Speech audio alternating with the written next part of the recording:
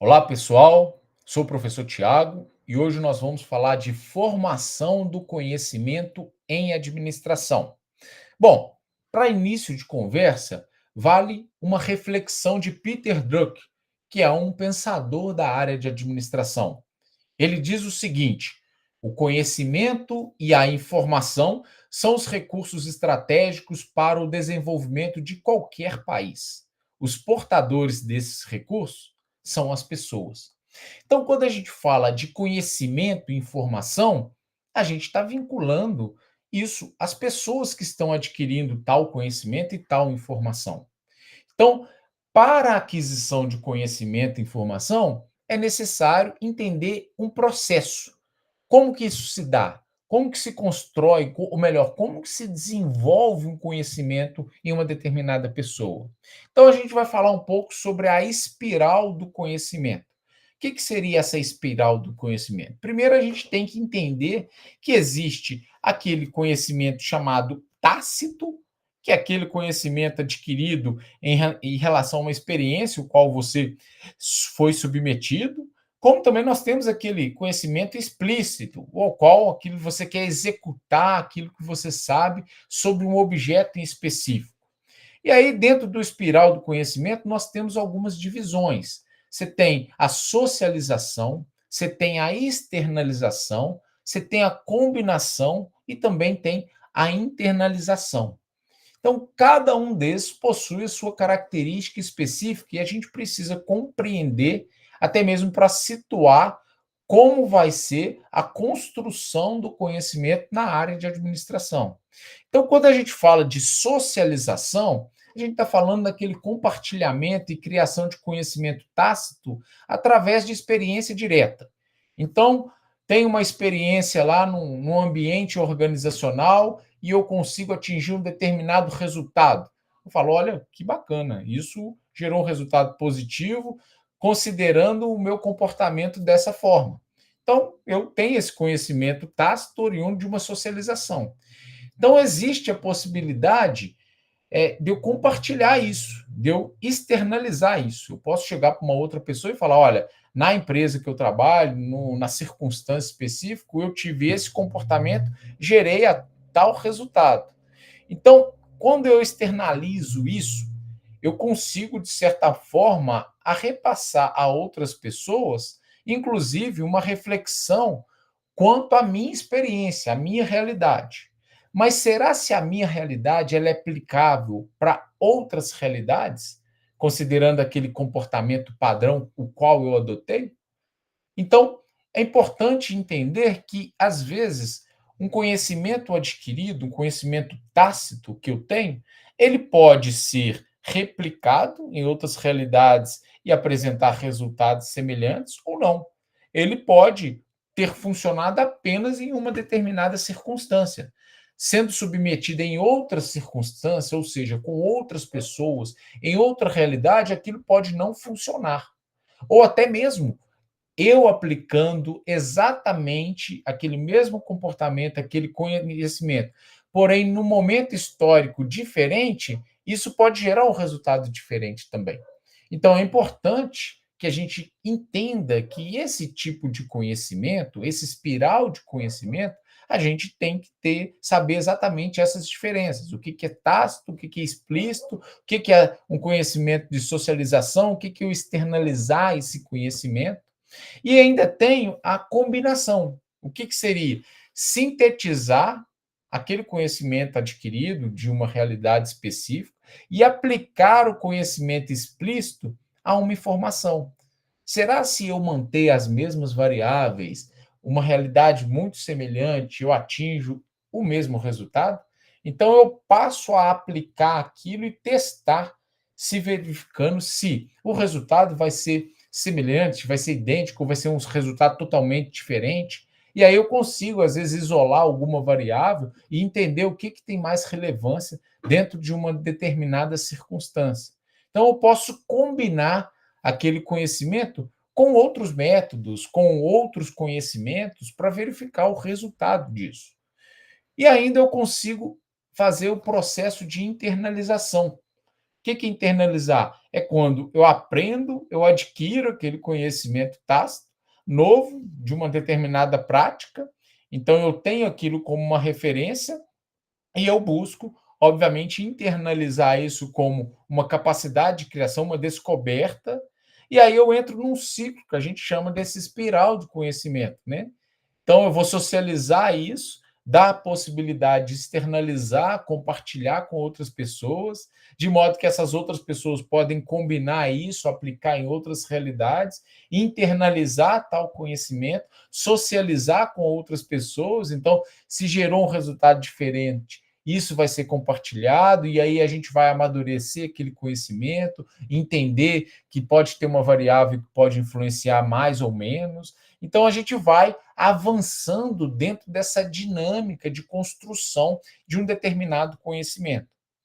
Então, tendo em vista essa espiral, é importante também a gente considerar que, dentro de uma estrutura de organização, ou seja, dentro de uma estrutura empresarial, você pode adquirir conhecimento de algumas formas.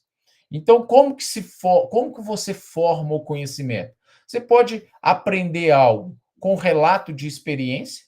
Então, você pode ter lá um chefe, um gestor, que ele compartilha da experiência dele, qual foi o comportamento, qual foi as atitudes e decisões dele perante uma circunstância. E aí você fala, opa, esse relato de experiência, eu vou incorporar isso como um conhecimento de alguém que já aplicou isso, para que em circunstâncias semelhantes eu aplique exatamente o método que foi compartilhado.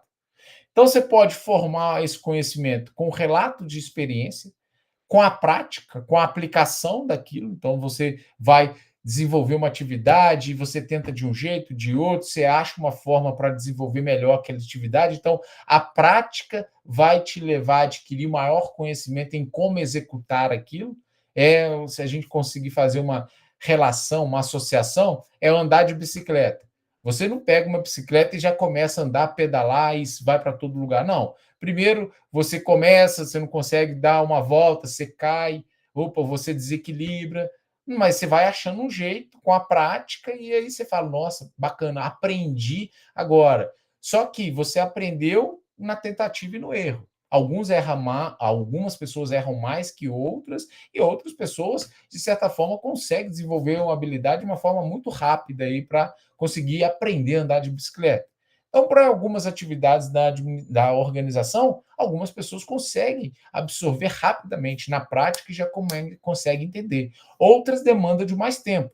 E, às vezes, demanda até mesmo de mais experimentar outras formas de conhecimento, um treinamento, uma orientação mais técnica, mais específica, para que ela consiga desenvolver da melhor forma aquilo.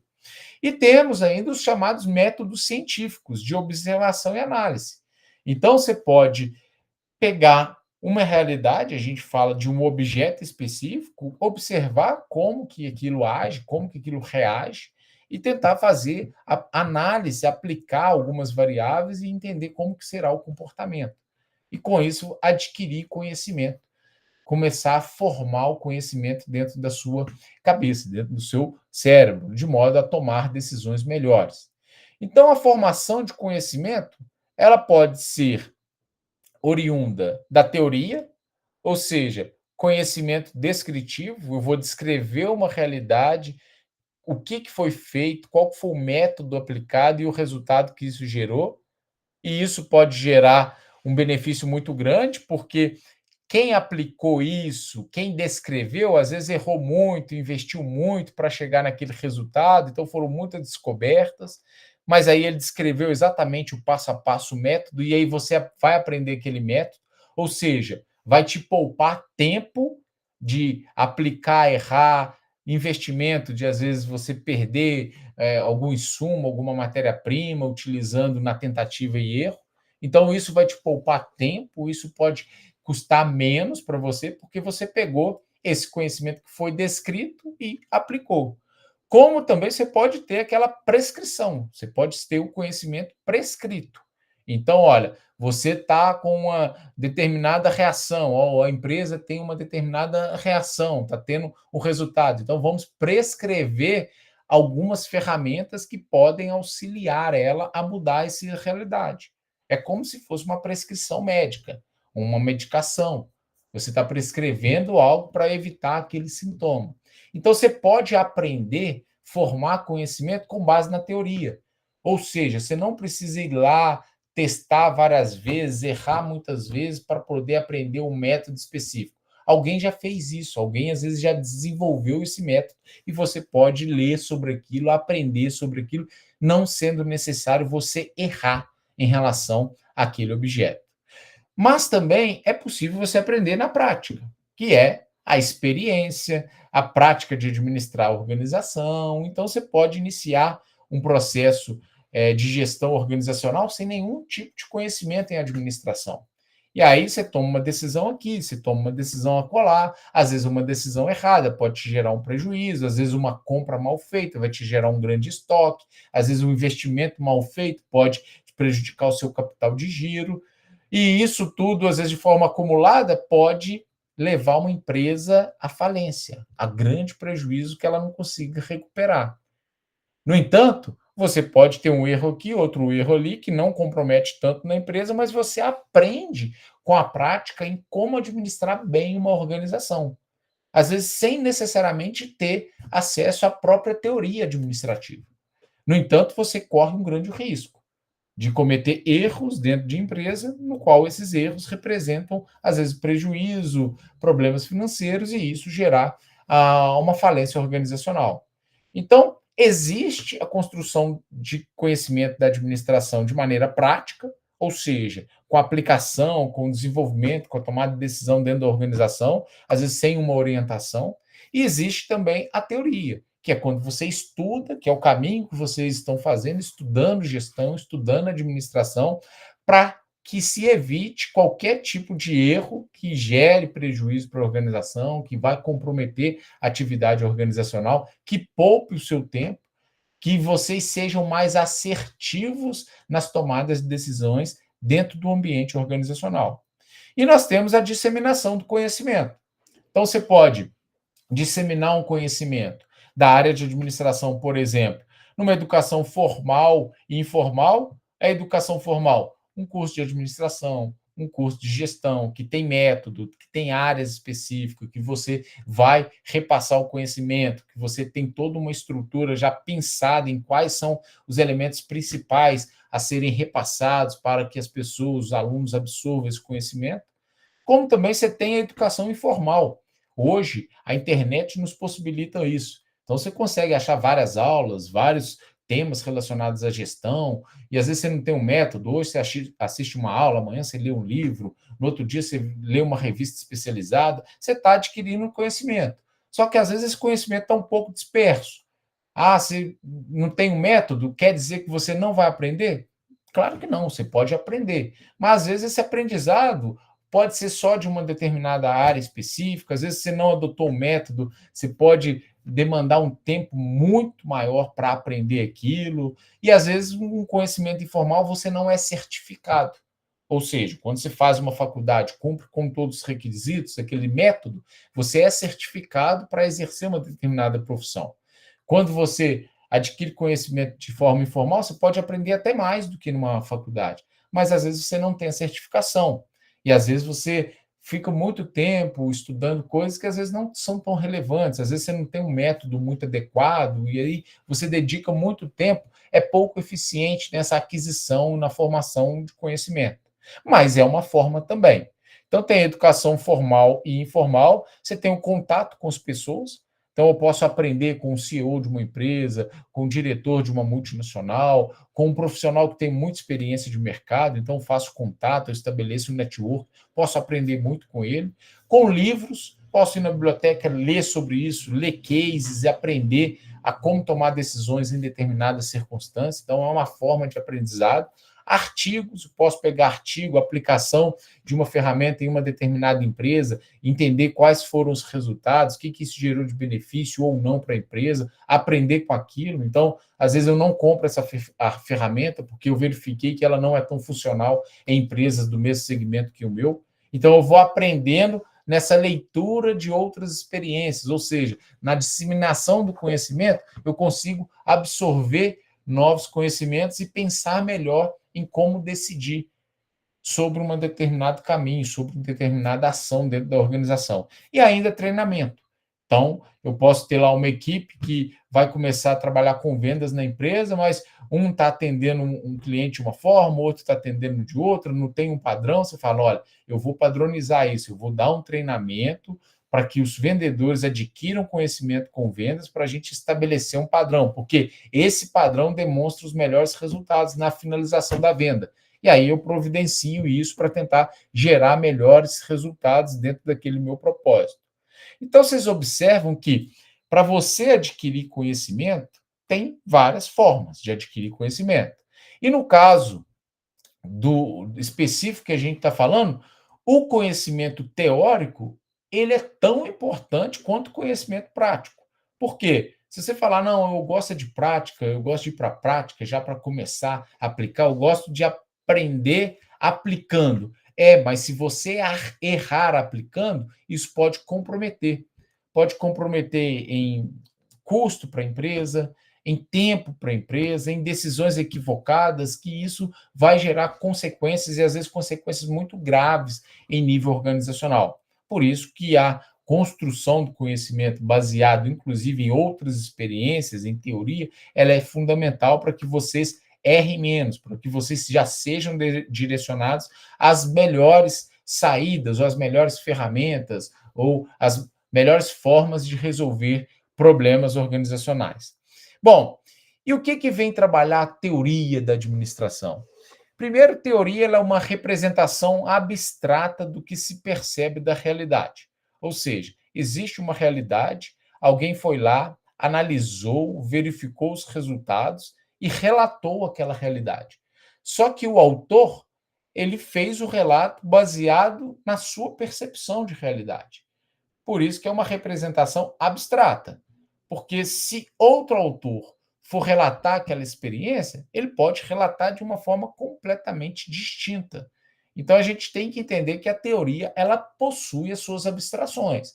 A depender da realidade sendo analisadas, vários autores sendo submetidos a essa análise, cada um pode ter uma forma de teorizar distinta. Teorias elas são explicações, interpretações ou até mesmo proposições sobre a realidade. Então eu posso ter uma teoria que explica, eu posso ter uma teoria que interpreta aquilo, ou eu posso ter uma teoria que vem propor algo sobre aquela realidade. Então eu tenho que entender que essas teorias elas possuem suas diferenças, mas nós enquanto profissionais da área de administração podemos absorver tudo o que de contribuição que cada forma de teoria pode gerar sobre um determinado fenômeno, sobre uma determinada realidade. As teorias da administração, elas são conhecimentos organizados, então você tem uma estrutura muito bem pensada, muito bem organizada, que são produzidos com base na experiência prática das organizações. Há uma organização de 1990 teve tal postura, adotou tal ferramenta e gerou esse resultado. Sabemos que teve mudança, mas a ferramenta ainda continua aplicável para essa circunstância, para essa realidade. Então, é possível desenvolver essas teorias de uma forma muito engrandecedora para o desenvolvimento das organizações. E ainda, essas teorias elas podem estar estruturadas em escolas. O que seriam essas escolas? Seriam essas linhas de pensamento, que tem lá uma variável semelhante. Então, eu posso ter lá uma variável, uma linha de pensamento, uma lente muito específica sobre uma determinada realidade. Então, essa linha de pensamento, ou conjunto de autores que usaram esse mesmo enfoque para analisar e tratar a administração. Então, volto a dizer, eu posso ter um grupo de autores que vai olhar a organização com enfoque nas pessoas que estão em volta dessa organização, que estão atuando nessa organização, o comportamento dessas pessoas. Então, eu posso ter aí uma escola chamada escola humanista, escolas das relações humanas. Mas eu tenho um outro grupo que vão enfocar nas variáveis externas da organização. O que o câmbio pode afetar, o que a política pode afetar, o que a tecnologia pode afetar as atividades de uma organização. Então, o foco deles é o externo, são a contingência do ambiente, o que isso pode afetar. Então, eles podem teorizar sobre isso. Então, é importante entender que essas escolas possuem enfoques, às vezes, distintos para analisar uma mesma realidade. Bom, com isso, a gente vem apresentar para vocês as variáveis básicas da administração. Quais são essas variáveis? Primeiro, as tarefas. E o que quer dizer essas variáveis básicas da administração? Quer dizer o seguinte: vocês, enquanto profissionais de gestão, por exemplo, profissionais da área de administração, olha, é possível melhorar os resultados dessa organização, melhorar a gestão organizacional? Sim. É possível olhar, às vezes, para a variável tarefa. Como que as tarefas estão sendo desenvolvidas? Como que as atividades estão sendo distribuídas? Como estão sendo feitas? Então, dá para analisar tempos e movimentos, cada atividade, especificar como facilitar, simplificar para gerar mais eficiência dentro do ambiente organizacional. Então, essa é uma variável básica. Então, um gestor pode ir lá melhorar pura e simplesmente as tarefas que estão sendo executadas, no sentido de simplificar, facilitar, melhorar a eficiência e aí gerar melhores resultados para a organização. Uma variável. Qual é uma outra variável que eu posso atuar? A estrutura organizacional. Então, eu posso chegar na empresa e entender, olha, o organograma da empresa, ou seja, aquela figura onde é distribuído as relações de poder na empresa, juntamente responsabilidade. Então, eu tenho lá o diretor ou o CEO da empresa, eu tenho lá o nível gerencial da empresa, o nível de analista. Dá para me pensar naquela estrutura de uma maneira mais orgânica. Fala, olha, a logística separada de produção está tendo muito conflito, não dá para a gente integrar os dois setores, diminuir o número de colaboradores, simplificar e aí melhorar a estrutura e isso contribuir para a eficiência organizacional. Então, eu estou analisando como melhorar a gestão organizacional baseado na estrutura. E ainda, eu posso também analisar sobre um outro ponto de vista, uma outra variável, as pessoas. Então, eu posso chegar lá e falar, olha, eu não quero nem saber de estrutura e nem mesmo de tarefas, eu quero saber como que está a motivação das pessoas que atuam nessa organização. Aí tem um colaborador muito motivado, tem um outro desmotivado, tem um que tem um comportamento difícil, e aí você vai analisar, olha, como eu consigo melhorar o resultado dessas pessoas e, consequentemente, o resultado dessa organização se eu atuar em cada uma dessas pessoas. Ou seja, tentar desenvolver essas pessoas com treinamento, se eu tentar motivar essas pessoas, o que motiva essas pessoas, para que elas consigam produzir melhor e mais. Então, eu posso atuar nessa variável específica para gerar melhores resultados para a organização. E ainda, eu posso atuar na tecnologia. Eu chego numa organização, você não tem lá sistemas digitais implementados. Hoje, inteligência artificial pode auxiliar em muitas organizações. Você não tem uma estrutura de IA implementada que poderia facilitar. Os processos ainda são manuais. Você consegue aplicar, às vezes, uma tecnologia, digitalização, automação, integração, para facilitar o tempo de entrega para o colaborador, ou para o cliente, o tempo de resposta para esse cliente. Você consegue melhorar as atividades dos colaboradores. Então, observe que somente a variável tecnologia, eu às vezes consigo implementar ações que gerem melhores resultados para a organização. E por último, nós temos a chamada variável ambiente. Como que eu vou alterar o ambiente? Na verdade, você pode, inclusive, influenciar o ambiente, mas você consegue perceber o que o ambiente pode influenciar a sua organização.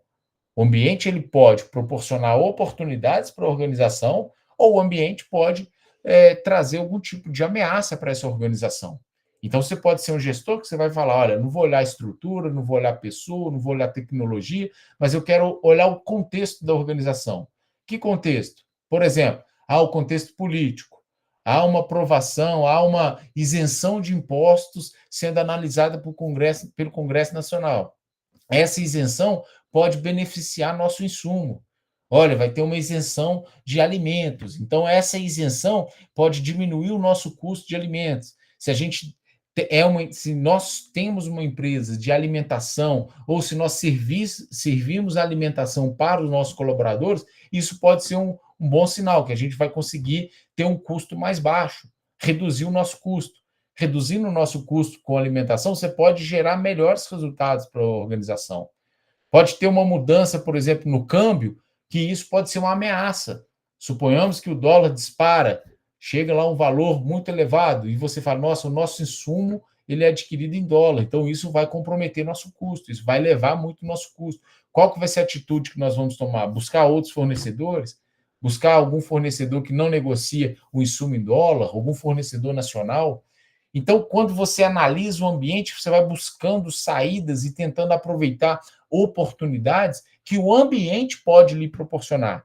Por isso que a gente destaca as variáveis básicas da administração. São apenas essas? Claro que não, são as principais. Existem outras variáveis? Sim, mas o gestor ele tem que ter esse conhecimento, essa compreensão que tais variáveis apresentadas, elas podem gerar melhores resultados se bem avaliadas e bem gerenciadas dentro de um contexto organizacional.